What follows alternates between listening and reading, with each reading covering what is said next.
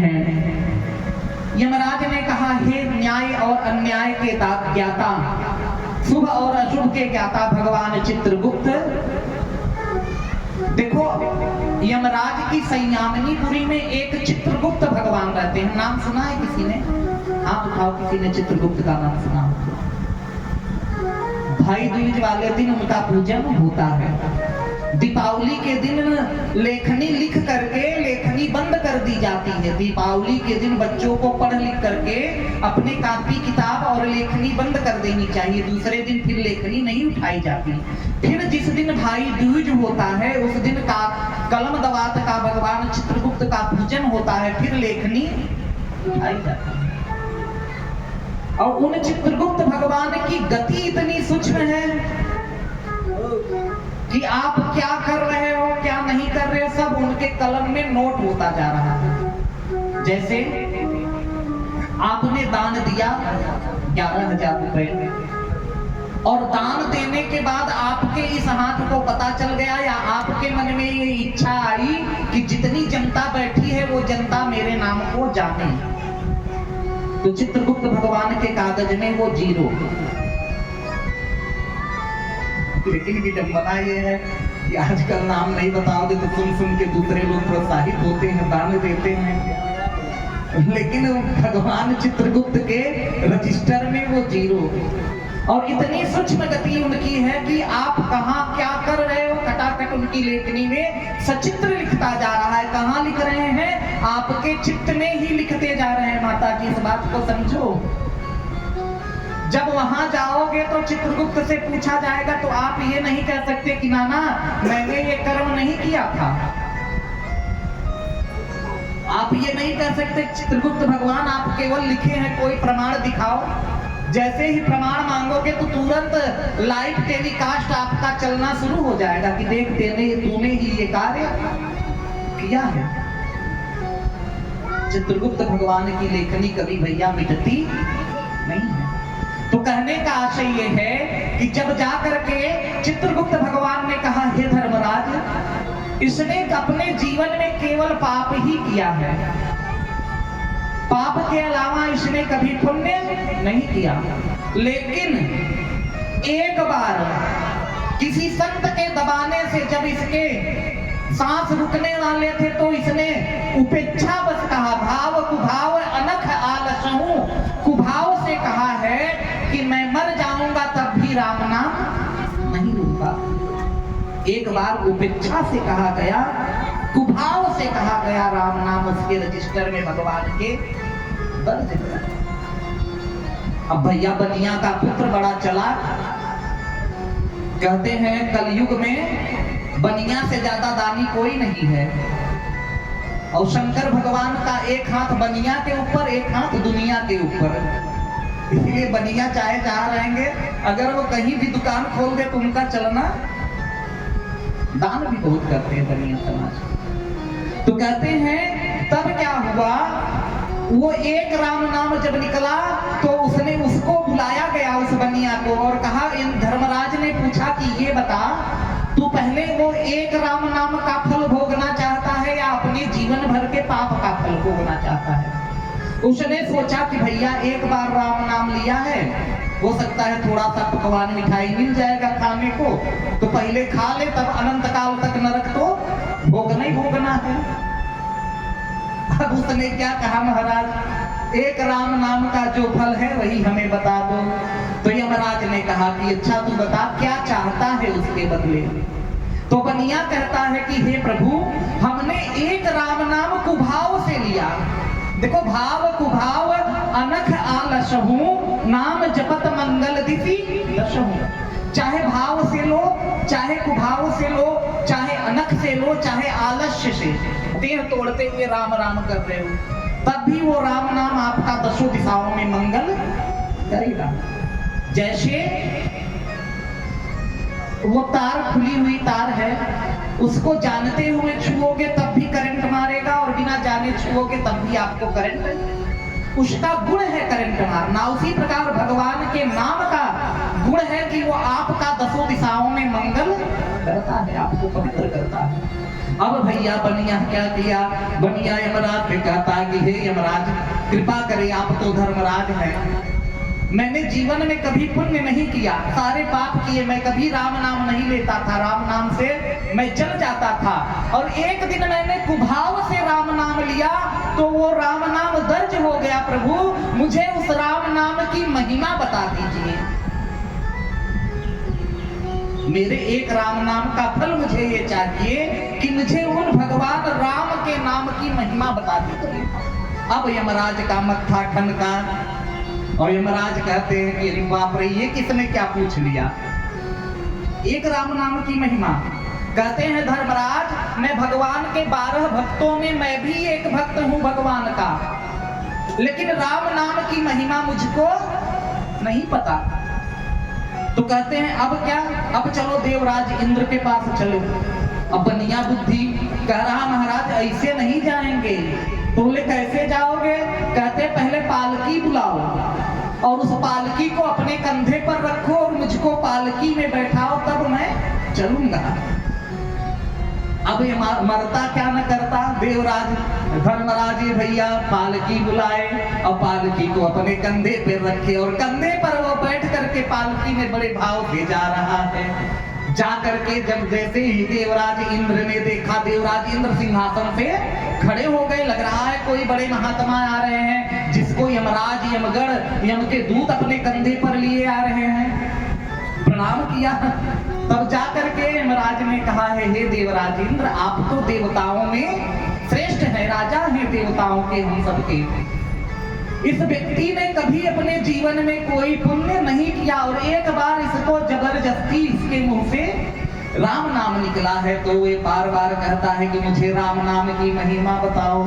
और जैसे ही इंद्र ने सुना भैया, इंद्र ने क्या किया, मत्था पीट लिया। और मत्था पीट करके इंद्र कहते हैं कि हे प्रभु, भगवान के नाम का प्रभाव है, राम के नाम का प्रभाव है कि मैं इंद्र लोक में बैठ करके इंद्र की सत्ता का राज करता हूँ, देवताओं का राजा बना हूँ, लेकिन इसके आगे भगवान के नाम की महिमा मुझे भी नहीं पता है। अब फिर कहा कि नाना अब कहाँ चले, अब ब्रह्म लोक में, इंद्र से बड़ा ब्रह्मा, और ब्रह्मा के लोक में चले तो बोले कि अब देवराज इंद्र को भी कंधे पर अपने पालकी लेनी पड़ेगी। और ये देवराज इंद्र एक तरफ यमराज, और धीरे धीरे चले जा रहे, वो बीच में बैठा सीताराम सीताराम जपते जपते जा रहा है बड़े भाव से। और जैसे ही भैया पितामह ब्रह्मा ने देखा, ब्रह्मा को भी लगा कि लगता है कोई संत महात्मा आ रहे हैं। जा करके ब्रह्मा से पूछा, ब्रह्मा जी ने कहा कि अरे पुत्र, मुझे भी राम जी के नाम का महिमा का पता नहीं, भगवान के नाम का प्रताप है कि मैं जगत का सृजन करता हूं। इस नाम का प्रताप है, राम नाम के प्रताप से मैं जगत का सृजन करता हूं, लेकिन इसके आगे इस राम नाम की महिमा मुझको भी नहीं पता है। अब क्या हुआ, अब ब्रह्मा जी को भी पालकी पे लगाया और ब्रह्मा जी भी पालकी में लग गए, कहार बन करके बोले सबसे ज्यादा राम नाम कौन जपता है? तुम पुनि राम राम दिन राती और सादर जपहु अनंग राती। कोई बता सकता है सबसे बड़ा राम नाम का जापक कौन है? कोई बताओ बताओ, कौन जपता है? हनुमान। सबसे बड़ा राम नाम का जापक भगवान भोलेनाथ है। तुम पुनि राम राम दिन राती और सादर जपहु अनंग राती। तुम पुन राम राम दिन राती, दिन रात भगवान हनुमान राम जी शिव जी राम नाम जपते रहते हैं। तो बोले जो दिन रात राम राम जपता है अब उसी के पास चलो, क्योंकि शिव जो है ज्ञान के भंडार हैं। गिरा ज्ञान गोतीतम, उन भगवान शिव के पास चलो, वही शिव के नाम की महिमा, राम के नाम की महिमा बता सकते हैं। अब वो बैठा भैया सीताराम सीताराम सीताराम करते हुए पालकी में बैठा हुआ है, राम राम करते हुए जा रहा है और राम राम करते हुए कैलाश पर पहुंचा। ब्रह्मा को देखा पालकी में लिए, भगवान बाबा खड़े हो गए, बाबा विश्वनाथ। अरे प्रभु कौन आ रहा है जिसके पालकी में इंद्र यमराज और ब्रह्मा लगे हुए हैं? बाबा खड़े हुए हैं। खड़े होकर के देखते हैं, ब्रह्मा जी ने बताया प्रभु इसने एक बार जबरदस्ती किसी के कहने पर राम नाम ले लिया है और उस राम नाम की महिमा पूछ रहा है। तो हम सब सोचे आप दिन रात राम राम जपते हो, तो इस राम नाम की क्या महिमा है बता दीजिए। अब भोले बाबा चक्कर पड़े। नाम प्रभाव शंभु अविनाशी, पेश अमंगल मंगल राशि। भगवान भोलेनाथ कहते हैं कि राम के नाम का प्रभाव है कि मैं अविनाशी हूं, मेरा कभी नाश नहीं होता। नाम प्रभाव शंभु अविनाशी और पेश अमंगल मंगल राशि। भगवान शिव का सारा भेष अमंगल है। कैसा अमंगल है? चिता भस्माने नरहर पिशाचा सहचरा। भगवान भोलेनाथ चिता का भस्म लगाए रहते हैं और कोई चिता का भस्म लगा करके आपके घर में आ जाए तो आप उसे घुसने दोगे? मुंड की माला पहने पहने आ जाए तो आप घुसने दोगे? मिट्टी जलाने जब जाते हो तो घर पे आकर के पहले वस्त्र सहित स्नान करके फिर नीम का टुकड़ा मुंह में डाल करके तब घर में प्रवेश किया जाता। और बाबा कैसे हैं? बाबा दिन रात चिता भस्म में नरहर पिशाचा सहचरा, पिशाचों के साथ शमशान भूमि में विचरण करते रहते हैं। एक बात ध्यान दीजिए, शाम 4 बजे से 7 बजे के बीच भोजन नहीं करना चाहिए। और गर्मी में सूर्य नारायण के डूबने के लगभग 8 बजे तक उजाला रहता है। गर्मी में सूर्य नारायण जब डूब जाते हैं तो लगभग 7:45 पौने 8 तक उजाला रहता है, क्योंकि 2-3 दिन हम देख रहे हैं यहाँ लोगों के यहाँ जल्दी भोजन बन जाता है। और वही चीज ठंडी में 6 बजे तक अंधेरा हो जाता है, क्योंकि 5:30 बजे भगवान सूर्य डूब गए, आधे घंटे में अंधेरा हो जाता है। तो इसका ध्यान दें कि उस समय गदर वेला होता है, उसको रुद्र वेला कहते हैं। उस समय भगवान रुद्र भूत प्रेत पिशाचों के साथ विचरण करने के लिए नंदी पर सवार होकर के उस समय भोजन नहीं करना चाहिए, पति पत्नी को मैथुन क्रिया नहीं करना चाहिए, जगत के कार्य नहीं करने चाहिए। जो बच्चे पढ़ने वाले हैं उस समय उनको पढ़ना नहीं चाहिए, नहीं तो उनकी बुद्धि भ्रष्ट हो जाती, कुछ याद नहीं। उस समय भजन करना चाहिए, घर पे दीपक जला करके आरती करके, वो रुद्र वेला कहा गया। उस समय भगवान शिव की पूजा का बड़ा महत्व होता है। रुद्र काल में प्रदोष काल उसको कहते हैं। इसका थोड़ा आप लोग ध्यान दें। बोल भक्तवत्सल भगवान की। फिर कहते हैं कि भोलेनाथ काशी में जब कोई मरता है, काशी में जब कोई मरता है तो उसके कान में मैं राम राम बोल करके, राम तारक मंत्र दे करके उसको मुक्त कर देता हूँ।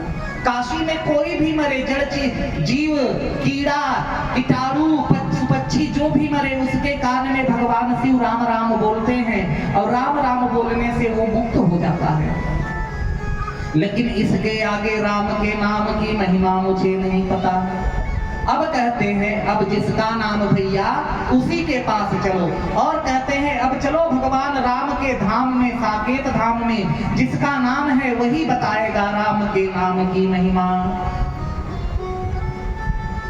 अब शंकर भी लग गए, ब्रह्मा भी लग गए डोली में, इंद्र भी लग गए, यमराज भी लग गए और डोली पर लेकर के जा रहे हैं। डोली पर लेकर के जब गए हैं, भगवान साकेत धाम में श्री सीतानाथ जी विराजमान हैं। नीलांबुज श्यामल कोमलांगम, सीता समारोपित वाम भागम, पाणौ महाशायक चारु चापम, नमामि रामम रघुवंशनाथम। श्री सीताराम जी बैठे हुए हैं और जैसे ही सीताराम जी बैठे हुए हैं, भगवान ने देखा है, सबने डोली नीचे रख करके प्रणाम किया है और प्रणाम करके सबने कहा, भगवान ने पूछा है राम जी ने कि हे देवताओं, ऐसा क्या है जो इस पालकी में बैठा हुआ है? सबने प्रणाम करके राम जी को कहा है। कि हे प्रभु, इसने एक बार अपने जीवन में राम नाम ले लिया है और उस राम नाम की महिमा पूछ रहा है। तो आप ये बताइए, आपका नाम है, आप ही बता दीजिए इस राम नाम की महिमा क्या है। भगवान ने कहा पहले उस जीव को पालकी से निकालो, और जैसे ही वो पालकी से निकला है उस जीव को भगवान ने अपनी गोदी में बैठा लिया है, और गोदी में बैठा करके भगवान कहते हैं कि हे ब्रह्मा, हे शिव, हे इंद्र, हे यमराज, एक राम नाम की महिमा का फल क्या है? एक राम नाम की महिमा का फल क्या है? एक राम नाम की महिमा का फल यह है कि पहले ये यमलोक का दर्शन करता है, फिर स्वर्गलोक का दर्शन करता है, फिर ब्रह्मलोक का दर्शन करता है, फिर कैलाश का दर्शन करता है, और सब दर्शन करने के बाद आके मेरी गोद में बैठ जाता है। अंत में निकला, आखिर निकला ये परिणाम, राम से बड़ा राम का नाम। भैया, राम से बड़ा राम का नाम। आइए बड़े भाव से कीर्तन करें। राम का नाम लेकर जो